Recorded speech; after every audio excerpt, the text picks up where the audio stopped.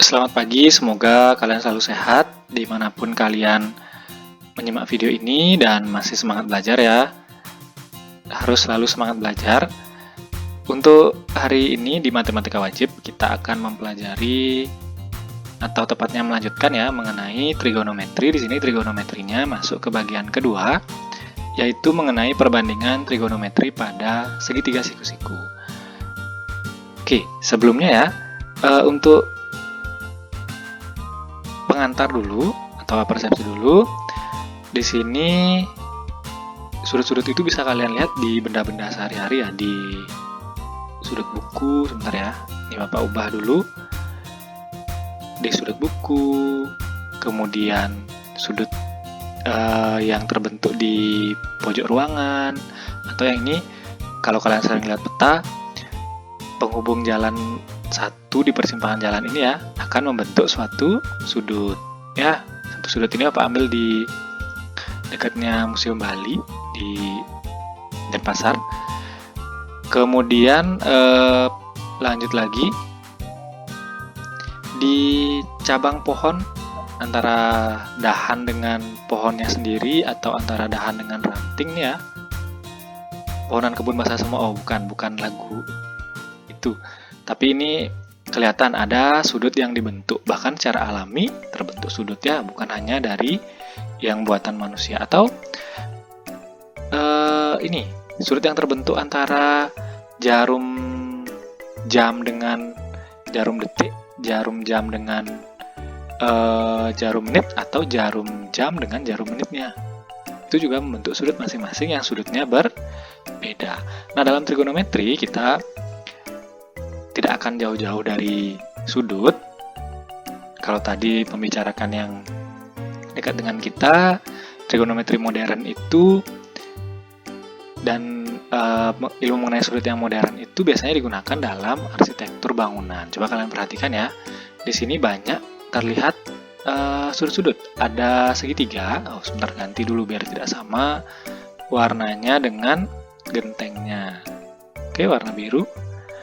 Ini segitiga, ada segitiga ya. Apa segitiga siapa? Agak kurang bagus. Ini tegak lurus nih, pilar dengan atapnya, pilar dengan lantai juga tegak lurus. Kemudian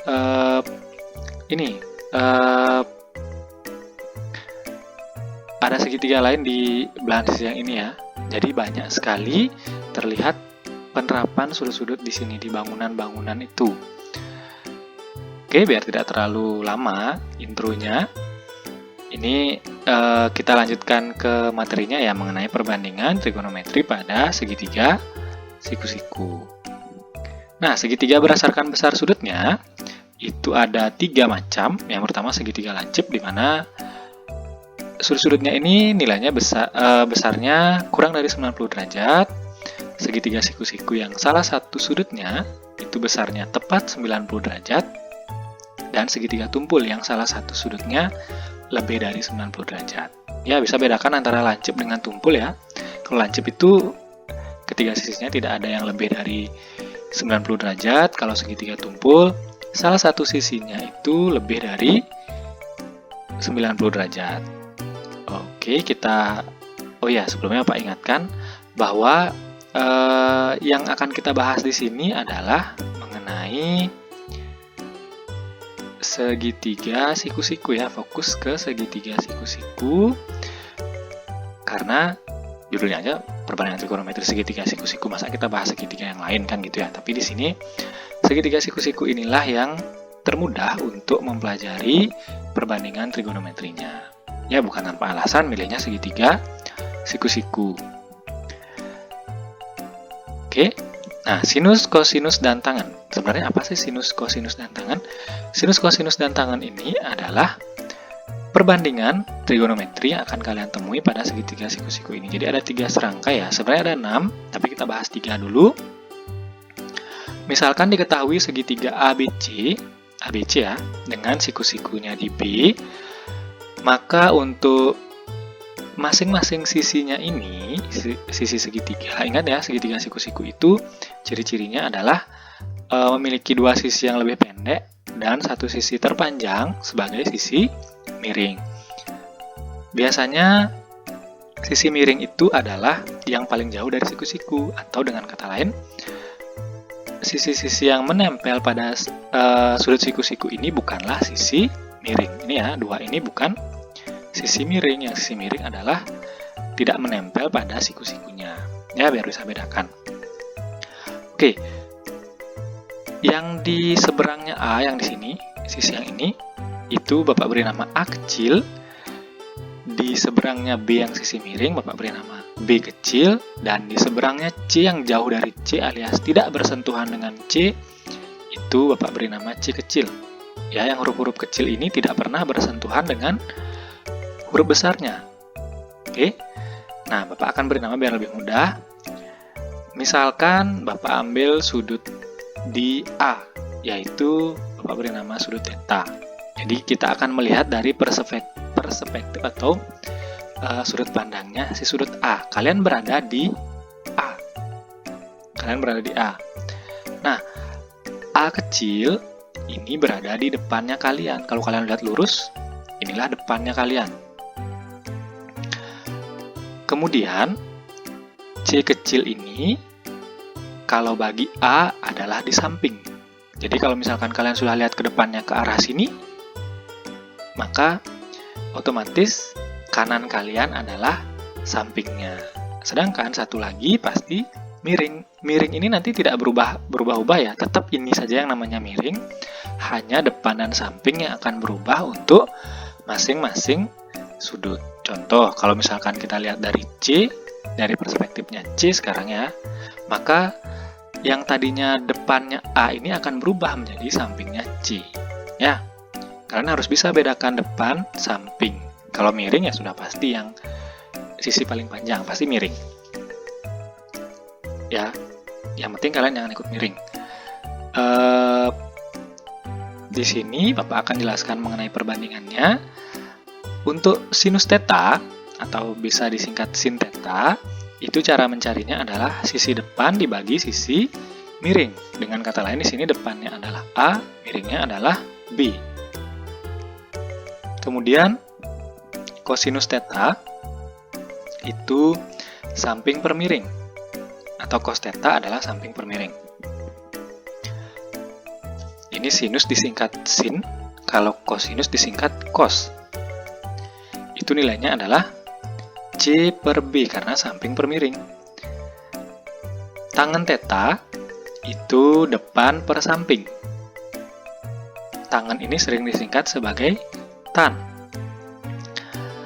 Depannya adalah A, sampingnya C.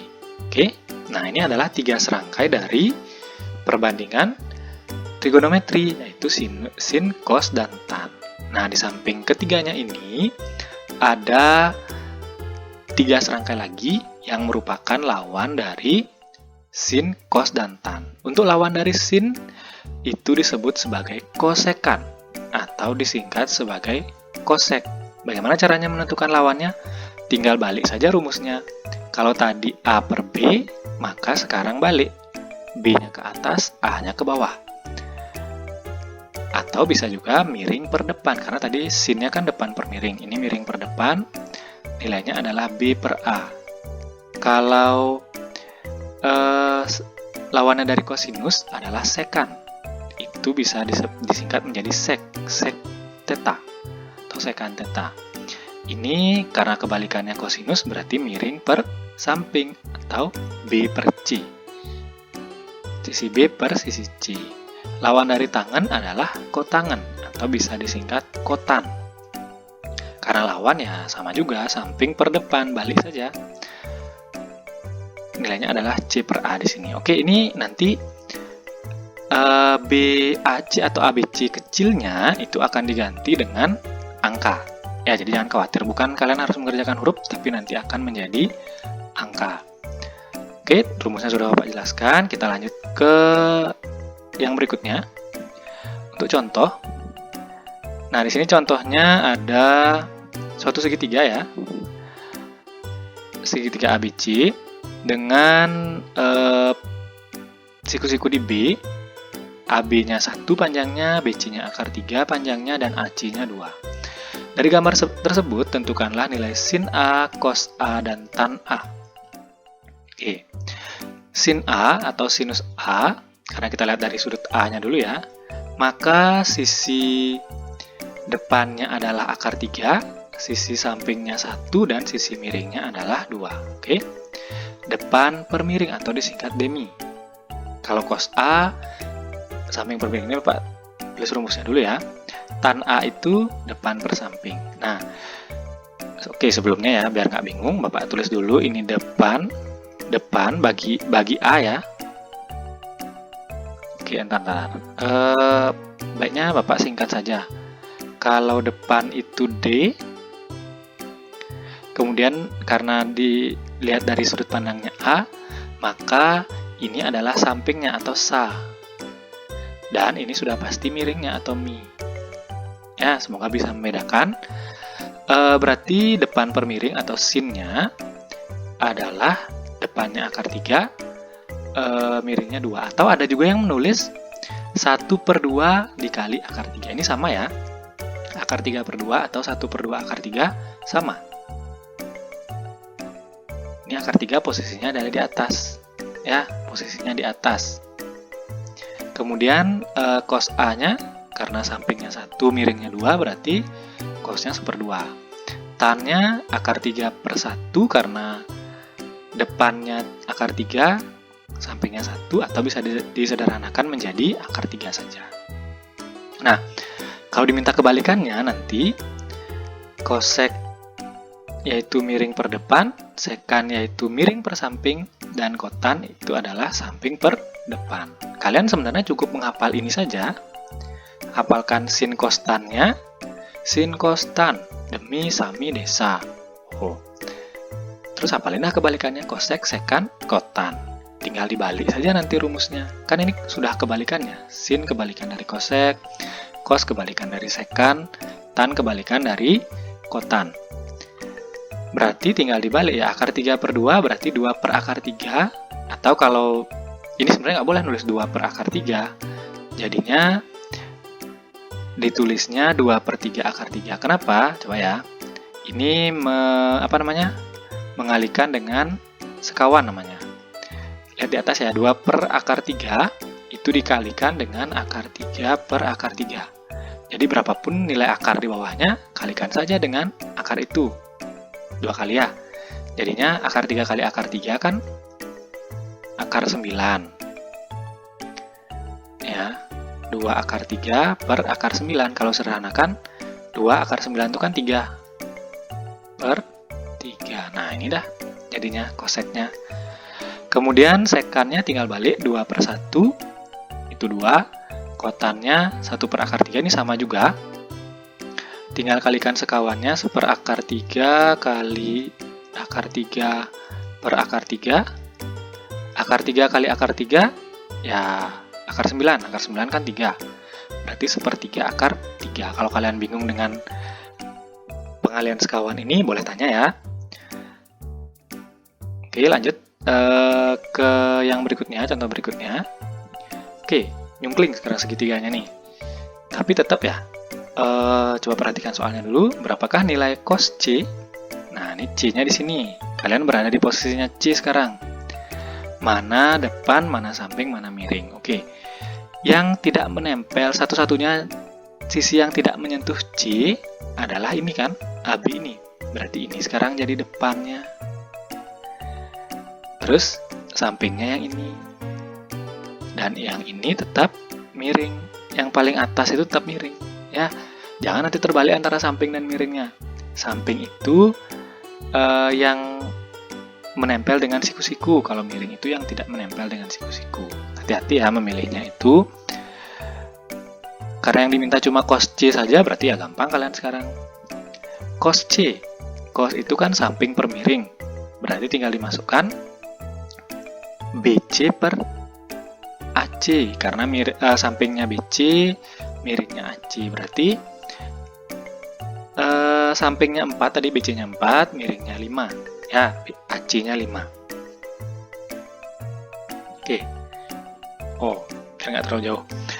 Lanjut, ini kalian akan untuk soal selanjutnya, kalian akan memerlukan yang namanya Pitagoras. Nah, ingat ya apa Pitagoras? Jadi kalau diketahui ABC segitiga siku-siku dan siku-siku di B, maka AC kuadrat untuk mencari sisi miring itu AB kuadrat tambah BC kuadrat. Kemudian AB kuadrat itu bisa dicari dengan AC kuadrat dikurangi BC kuadrat. Kenapa berubah jadi kurang? Karena AC ini sisi terpanjang. Ya, siku-siku sisi terpanjang, makanya AC kuadrat kurang BC kuadrat.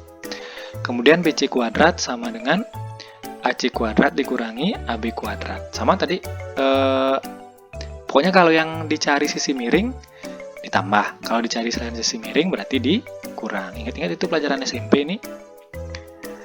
Oke, lanjut lagi, biar tidak terlalu lama nanti. Diketahui segitiga PQR, siku-siku di Q. Jika panjang PQ sama dengan 3, dan panjang QR sama dengan 2 cm, maka nilai sin P, wah ini cuma nyari sin, jadi nggak terlalu panjang. Gambar dulu segitiganya, ada segitiga PQR, siku-siku di Q. Tadi PQ-nya 3, sudah, QR-nya 2, sudah. Ini gambarnya ya. Jadi kalian kalau ketemu soal yang tidak diberikan gambar, gambar dulu. Nah, pertanyaannya adalah, sin itu kan adalah depan per miring. Coba, kita lihat dari posisinya si P, karena ditanyakan sin P. Berarti dari posisinya P ini, sisi yang terjauh yang tidak bersentuhan dengan dia adalah depannya. Sisi yang bersentuhan adalah miringnya. Samping ya. Kok miring? Pak nih keliru nih, samping. Sedangkan sisi yang satu lagi, yang terakhir yang paling panjang, pasti sisi miring. Ingat, cara menentukan sisi miring, seandainya segitiganya nyungkling atau segitiganya terbalik adalah dia tidak bersentuhan dengan siku-siku ya, tidak bersentuhan dengan siku-siku. Nah, tapi di sini miringnya belum diketahui nih. Gimana caranya nyari miring? Nyari miring QR per PR, PR-nya belum diketahui. Cara mencari miringnya itu dengan cara Pitagoras. PR kuadrat karena yang dicari sisi miring, otomatis rumusnya ditambah. Berarti PQ-nya 3, berarti 3 kuadrat tambah 2 kuadrat. 3 kuadrat itu 9, 2 kuadrat itu 4, berarti PR kuadratnya adalah 13, sedangkan PR saja adalah akar 13 cm. Kalau tidak bisa diakarkan, biarkan saja. Ya. Nanti toh juga ada jawabannya kalau misalkan pilihan ganda. Karena kita akan banyak sekali berteman dengan akar di sini. Oke, akar 13. Wah, ketutupan sama tulisan mi-nya. Ketutupan sama tulisan mi. Hapus dulu. Nih, Pak tuliskan ulang mi-nya di sini. Oke, sudah. Samping sudah, depan sudah diketahui, miring sudah. Jadi kita cuma butuhkan miring dan depan. QR per PR berarti 2 per akar 13. Kalikan sekawan lagi, ini harusnya akar 13 ya, akar 13 per akar 13, jadinya 2 per 13 akar 13 ya, karena akar 13 kali akar 13, hilangkan saja akarnya, jadi yang tersisa 2 akar 13 per 13, sebenarnya begitu. Oke, coba lagi kita ke contoh yang lain. Diketahui segitiga ABC siku-siku di B. Jika cos A 5 per 13, maka nilai sin A adalah, ini sama aja, kayak tadi. Cos A itu ingat, samping per miring ya. Kita gambar segitiganya dulu. ABC siku-siku di B. Ya, siku-sikunya di B. Cos samping per miring. Berarti cos A, sudut A-nya di sini. Coba kita cek gambarnya ya. Sampingnya A adalah di sini. Karena A-nya itu, dan miringnya di sini. Benar ya, berarti 5-nya di bawah, 13-nya sisi miringnya. Karena yang diminta sin, maka sin A sama dengan depan per miring. Ternyata di sini yang belum diketahui, depannya. Berarti, ini ya, sama depannya BC, miringnya AC. Untuk Pitagorasnya, BC kuadrat, karena yang dicari BC, sama dengan AC kuadrat. Ingat, karena yang bukan sisi miring dicari, bukan sisi miring yang dicari, maka dikurangi. BC kuadrat sama dengan AC kuadrat dikurang AB kuadrat. BC kuadrat sama dengan 13 kuadrat karena miringnya 13 dan AB-nya 5 kuadrat, berarti BC kuadrat sama dengan 169 dikurangi 25. BC kuadrat sama dengan 144. BC sama dengan akar 144. Berapa akar 144? Akar 144 adalah ini seharusnya ya BC-nya adalah 12, sorry, telat muncul. Nah, di sini berarti BC-nya 12, berarti untuk sin-nya depan per miring itu adalah 12 per 13. Semoga bisa dipahami ya. Satu soal lagi. Wah, sepertinya lumayan lama sudah videonya ini, tapi tidak apa-apa. Ini lanjut ya. Satu lagi.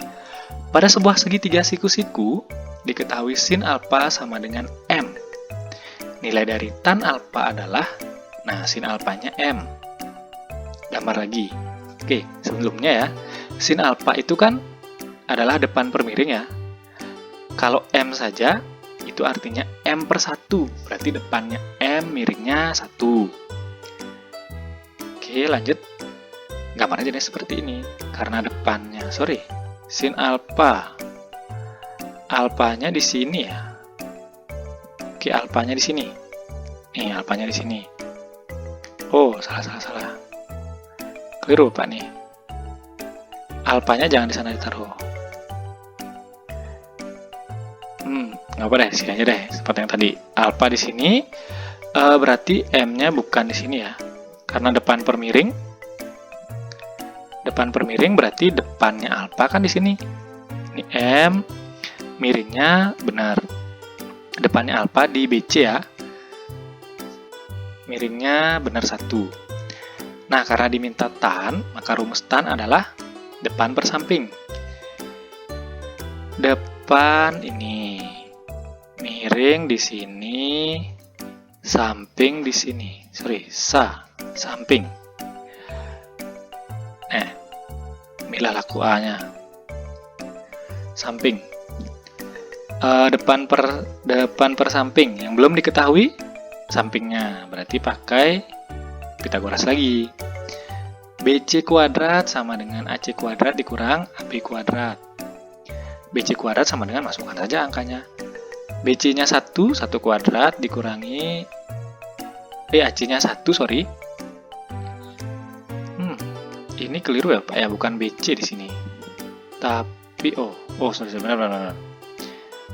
Di sini, sorry, bukan BC, tapi harusnya adalah AB. AB ya, karena M-nya di situ posisinya AB. Ya. Berarti ini juga bukan AB di sini, ini seharusnya menjadi BC. Oke. AB. Kemudian AB lagi nih ya, keliru AB. AB kuadrat sama dengan 1 dikurangi M kuadrat. Berarti AB adalah